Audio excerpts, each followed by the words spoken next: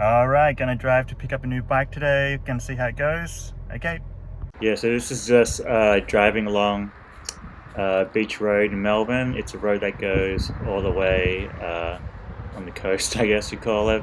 But yeah, it's pretty nice. If you ever get a chance to check it out, I say check it out. Pretty peaceful. Alright, just got the bike, pretty hyped on it. Yeah, it's a Specialized Rockhopper FS 96. So yeah, I checked for any cracks or anything. It was fine. Checked all the parts. Was good. Here's the bike. Yeah, pretty stoked on it. Yeah, love the color. It's kind of like a purple satin finish. And yeah, the tires were in really good nick, almost brand new. So I'm pretty stoked about that. So yeah, I'm gonna just pack it up and take it home. So yeah, you can see this is how I put it in a car. Just take the front wheel off. Yeah, usually I put a towel down as well just to keep things clean. But yeah, here I actually stopped at a lookout. But yeah, pretty amazing view. Doesn't really get better than this. Cool little boathouses and stuff like that. Alright, got the bike home. Yeah, I'd say the overall condition was, pretty decent. Scratches and everything, which is pretty usual. Some rust on the bolts. Yeah, you can see this is a grip shift here with those crazy bar ends and that crazy adjustable stem. Rock shocks with, I think it's Quadra 5, but I'm not sure. Maybe it's just the original ones. But yeah, Acera X hubs, Sawaro tires 2.2, which are pretty good. And yeah, you can see the top two is pretty scratched up, but yeah, the paint's cool, the graphics are pretty cool. Yeah, front derailleur, not sure what that is. Yeah, this is pretty cool. It's actually in Strasbourg, PA, which is in America. So yeah, the bike must have made it all the way from America. You can see it's premium A1 aluminum or aluminium, whatever you want to say. But yeah, it's pretty light. I think the cranks got replaced at one time, the Suntour cranks, and then Shimano STX rear derailleur. It's a 7-speed cassette, I think. Yeah, Altus brakes, nothing special, but it has the Shimano brake pads, which are pretty cool. Not sure what that seat post is. And then upgrade on the saddle there, Synchros modern saddle. But yeah, overall pretty stoked about this one. Yeah, just showing you the grip shifters here, 1 to 7, and then these Diacomp Power 3 brake levers. Yeah, so the original reason why I got this bike was I wanted to have a lot slightly smaller frame for my Norco, so I'm planning to switch it out. You can see the seat tube is smaller and the head tube is smaller.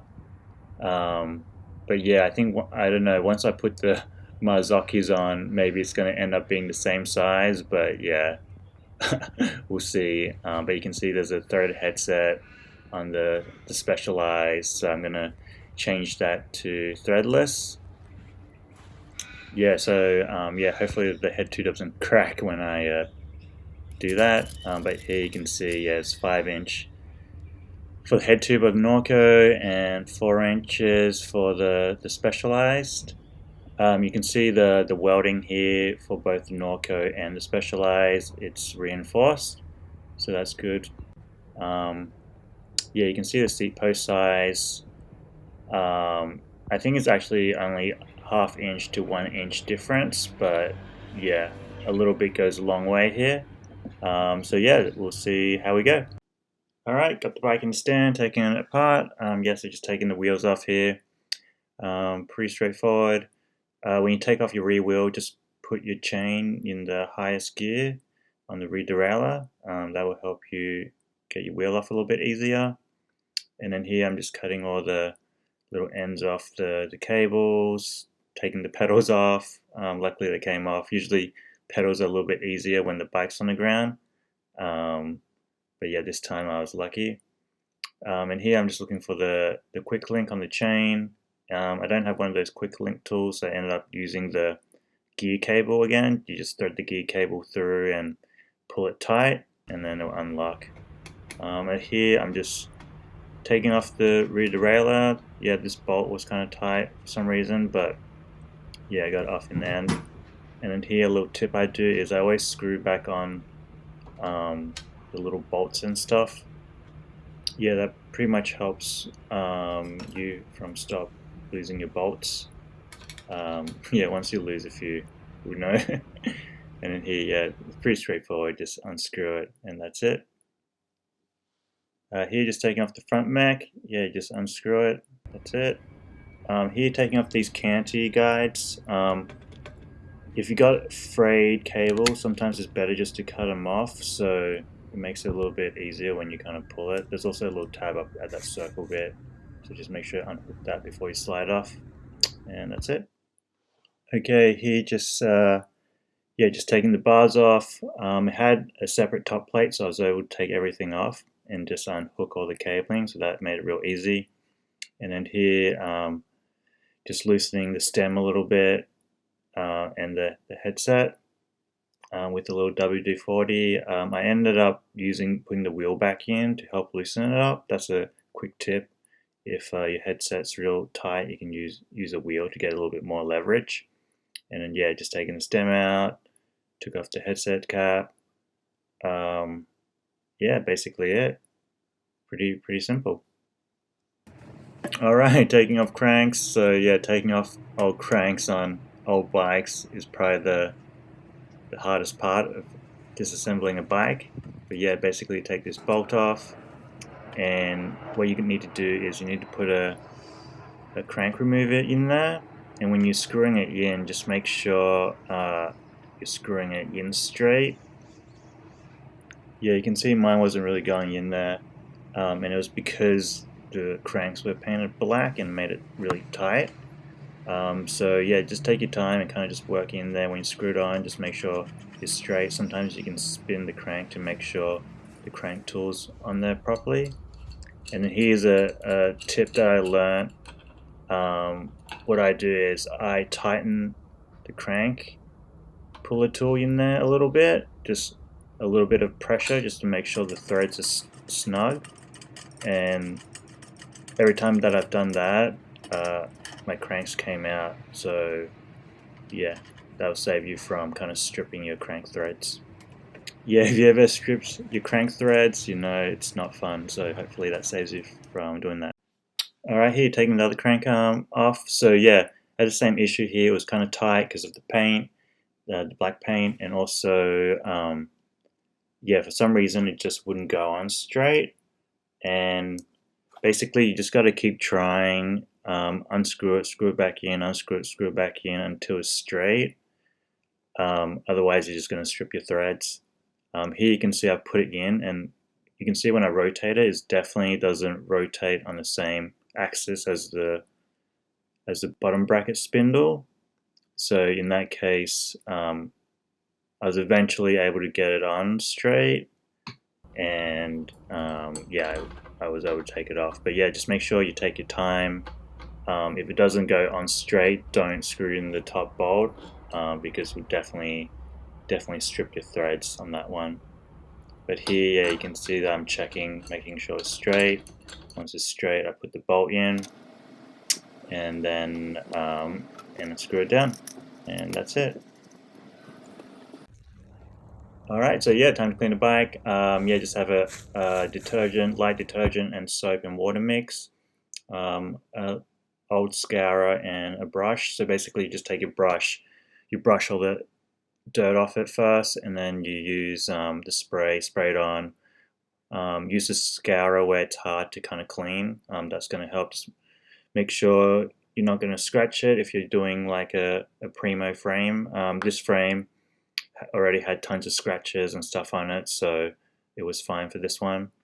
But yeah, I just gave it a good cleaning with the rag, and yeah, this is what it looks like. You can see, yeah, it's pretty scratched up overall, but gave it a good clean. I think it looks pretty good. I'm just going to run it kind of like rat style again. I think the paint and the graphics are kind of really cool, so I didn't want to paint over it at this stage just yet. So yeah, keep it as is. Yeah, here's the other side. You can see, yeah, once paint gets chipped on aluminium, it kind of goes pretty quick, or I guess it's been around for a while. But yes, I still think it looks cool. So yeah, pretty happy with this. The frame's all ready to go. Left the bottom bracket in just because it spun pretty well, but yeah, here's the frame. Gonna chuck it on that Norco, swap it out. We'll see how we go with that. Here, just taking off the chain. I used the same wire method to undo the quick link. Yeah, I should really get one of those tools soon. But here, just taking off the cables. Yeah, just basically undoing them. And then here, taking off the rear derailleur and the rear wheel. Taking off the cranks here. Yeah, in the last episode, it's a little bit more in depth. So you haven't checked that out, you can check it out. But here, yeah, I knew I was going to be able to take them off just because I built this bike recently, so nothing was going to be stuck. And then here, just taking off the stem and the forks. And then, yeah, just giving the headset cups a clean. And then here, yeah, I just want to clean up these headset bearings. So first I used WD-40, cleaned it off, and then I used a little bit of mild detergent and then cleaned it off, and then I'm going to re-grease these up. But yeah, came out pretty clean. Alright, so next thing was putting on the forks. So yeah, I had these, just you can see this clamp, Diatech clamp from the old Norco headset, and it came with kind of this little rubber thing that sits on the bottom of it, and that covers the bearings, and then these two plastic washer things that help the dirt from getting in. One goes on top, one goes on the bottom. But yeah, originally I was gonna, because the rockhopper was a threaded headset, I was just gonna tap it out and get a new headset and put that in. But I've heard that people have cracked their frame either from tapping out the old cups or putting in new cups in, so I didn't want to do that, and I was wondering if the old cups would work with the threadless headset. And yeah, lucky for me, for this type, it worked. Yeah, it worked perfectly. So I was quite surprised about that. Kind of lucked out on that one. But yeah, that worked for me. And yeah, if you ever want to kind of like keep your cables in check, I kind of just like loop them around. Pretty easy there. And here, the next issue that I had was putting in the back wheel. It kind of didn't fit the axle. It was like 0.5 mil to 1 millimeter off for some reason, and I tried the old wheel on there that was on the bike, and that didn't fit either. So I think it was just tight. So I just kind of cleaned it up, and yeah, just filed it down, and then yeah, it was, yeah, put it in and it worked. So yeah, I didn't want to be hassling with it every time I tried to put a wheel in, so I just fixed it up. And then here, just putting on the brake, put a little bit of grease on there. There's 3 holes that you kind of align your brake to kind of adjust the tension. I usually just go with the middle one, and that works pretty well. And then here, just yeah, just changing out the newer tires on the Norco rims. So yeah, pretty straightforward here. Just make sure your tubes aren't pinching. Go all the way around the wheel and just make sure they're not pinching before you pump them up. But yeah, that's pretty much it. Yeah, I think they're looking pretty good already. These are 2.2. Yeah, here, just putting the wheel on. Yeah, usually I don't pump them up to the max PSI, just because it makes it a little bit easier to put it in where the brakes are and to see if you get any rub on your tires. But yeah, mine was pretty good. Here, just putting on the crank, put a little bit of grease on the tapers, crank them up pretty tight. Here, putting on the rear derailleur. I took the pivot spring out of this one, made a little video on this one too. And then here, just adjusting the brake levers and the handlebar tilt. Yeah, so it's important to do this before you lace up your cables, otherwise it's going to mess up your cable length. Alright, so yeah, trying to make this bike bar spin, even though I can't bar spin. So yeah, first thing you do is you got to tap out the star nut here. So what I did was I just measured the top hole and the bottom hole, just to make sure that it was kind of the same size so I can tap it out. and mine was. So I basically just screw in this bolt, and then just, yeah, I have this wrench tool thing that I have from my wrench set, which I could just use and tap out. But if you don't have that, you can use like a piece of dowel or something like that. But yeah, just tap slowly. You'll kind of feel it when it starts moving, and then you'll get a kind of sense for it. And then when you get close to the end, it's going to kind of pop out. So just be aware of that. So yeah, that popped out pretty easily. You can see what I'm going to do now is I'm going to cut some of these tabs off. So yeah, FYI, star nuts, they're kind of like a one use thing. So once you put them in, you should really get a new one to do this. But I don't know. I just used the old one just because I like to live on the edge. But yeah, here you cut 2 slots in. I just had a hacksaw. A grinder probably easier, and then you just use pliers to kind of pull them off and then sand it down. Yeah, your housing is going to be running through there, so just make sure it doesn't, it's smooth enough so it doesn't cut your housing. Alright, just before you tap your star nut in, just make sure the tabs are the same angle and everything's straight, and it's going to hold in there.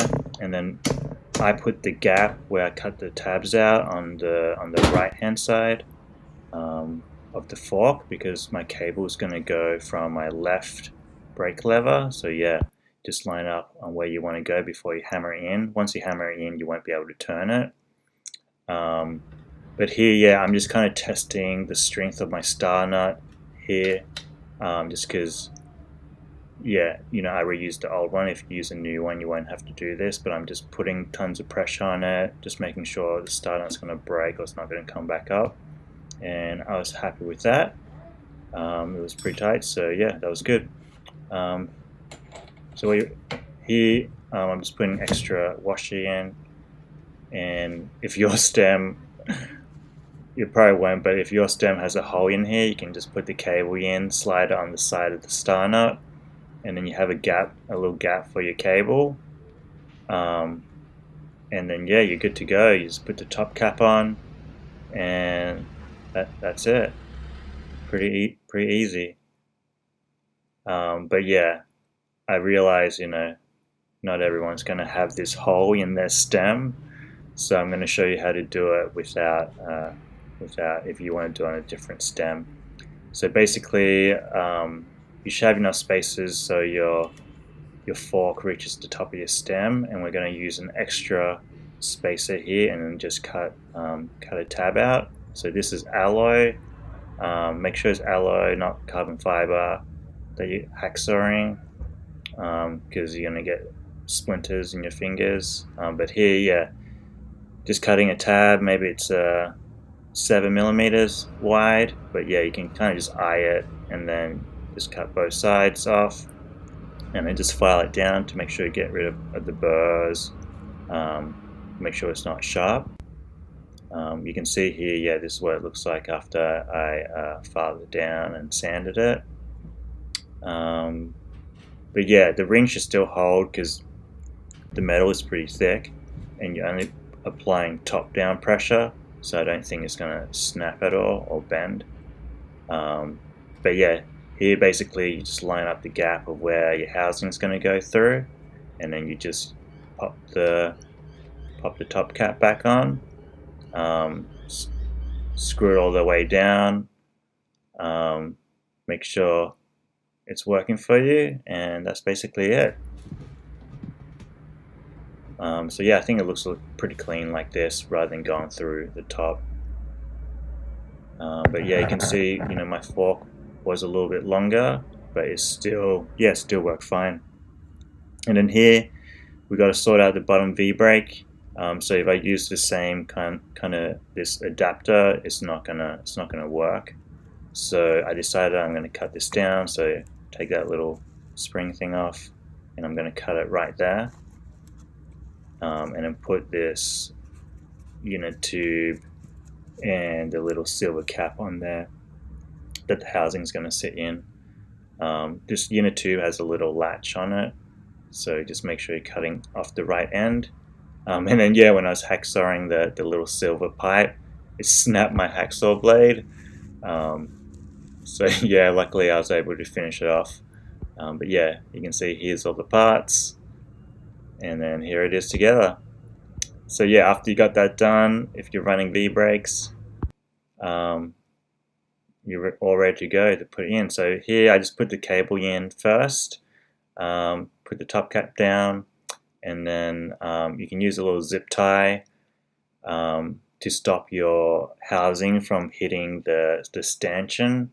So yeah, basically you just you kind of just measure how long you want your housing to be, and then yeah, feed the brake cable in through there, and I think that's it. You basically feed it in and test your brake, make sure it's nice and smooth, and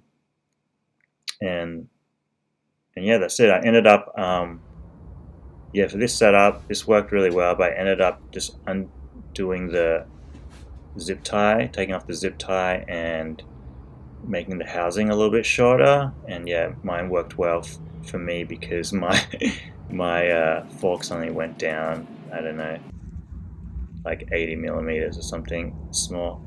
But here, yeah, putting on the brake cable, I thought this brake cable was pretty cool. It has like both the mountain bike end and the road end, and you just cut off the end you don't need. I'd never seen that before, so I just want to share that.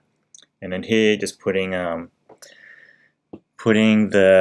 rear brake and the rear derailleur cable in. So I was kind of like sizing up the cable. There was nothing really on how long you should make this, so I just made it long enough just for the bars to go around once, and then after measuring it a few times, I did the same with the gear cable, and yeah, that's it. So basically put your brake cable in, put your gear cable in, lace them up, and should be sweet. So just know, yeah, when it's wind up like that, it's going to put a little bit more tension on your brake and your gear cable. So for your brake, you just got to set it a little bit looser, and then for your gears, I just set it how I want to set it when it's kind of unwound, and then when it's wound up, it does actually shift up a gear, but yeah, you're not going to be switching your gears when you're doing mid-bar spins or anything like that. So yeah, it's not as much of a problem as your brake. So yeah, just make sure it works both way around. Here I'm just indexing my gears. I actually ended up putting an extra link in here just because yeah, it just seemed a little bit tight, and it made it shift a little bit better with that extra link, so I did that. And here, cutting off all the cables. Here, this heinous seat clamp. So yeah, I just took it apart. I'll probably get a new one in the future, like a black one. For now, just to finish the video, I'm going to use this, cleaned up a bit. I ended up putting a quick release on anyway, like an old quick release I had.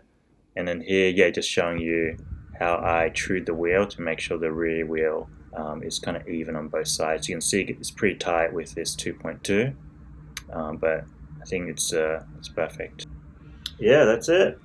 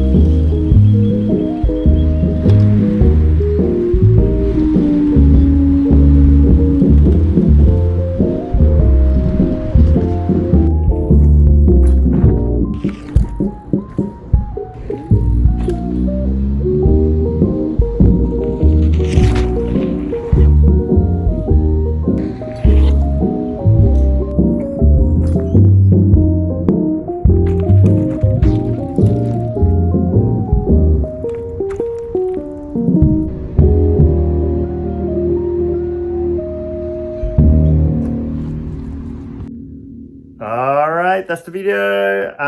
Hope you liked it. Yeah, the bike ride, super sweet. Yeah, it actually feels lighter than the Norco and a little bit smaller as well. Feels a little bit more, yeah, just easier to jump and to pull up. Yeah, the wired tires also feel really cushy when you land. And yeah, I'm pretty happy with it. I think things in the future, I'd probably cut down the seat tube, just because it doesn't go all the way down. But yeah, I haven't, I snapped my hacksaw, so I gotta get some new blades. So yeah, let me know what you think in comments. Stay tuned for the next one. Peace.